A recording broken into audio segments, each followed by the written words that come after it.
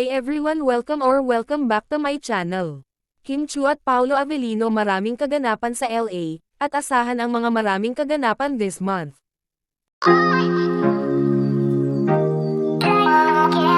Nasa Los Angeles na nga sina Kim Chiu at Paolo Avellino at maraming mga ganap nga ang magkasintahan, dahil dumalo ang dalawa sa konsyerto para sa Filipino sa Los Angeles.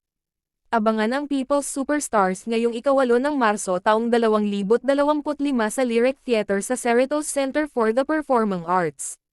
Sa mga ayuda nga ng mga larawan ng dalawa, ay makikita kung gaano sila kabisi.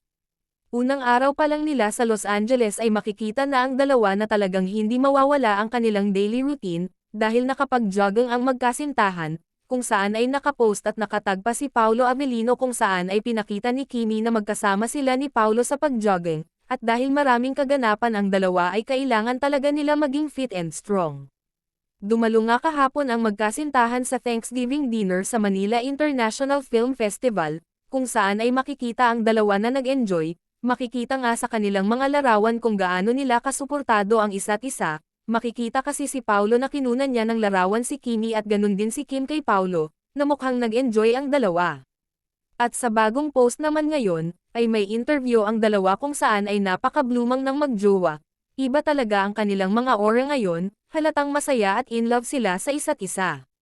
Ang naturang larawan nga ng dalawa, ay kuha kung saan ay may press conference ang Kim Pao sa US, at Canada para i-promoted ang kanilang movie sa naturang bansa. Samantala, naging excited naman si Kim Chiu sa nalalapit na kaganapan ngayong April, kung saan ay magaganap ang ABS-CBN Ball, na first time na makikita natin ang magkasintahan na magkasamang dadalo. Yes, dahil ngayon pa lang ay excited na si Kim Chiu kung saan ay nakapost ito sa kanyang social media at may caption pa na, "Mauna na kami sa ABS-CBN Ball," o di ba ganyan siya ka-excited? Kung excited man si Kimi paano pa kaya si Paolo Avellino? Kung noon nakatanaw lang siya ni Kim Chiu sa mga nakaraang ball, ngayon pa kaya nahawak kamay na niya ang kanyang Chinita Princess.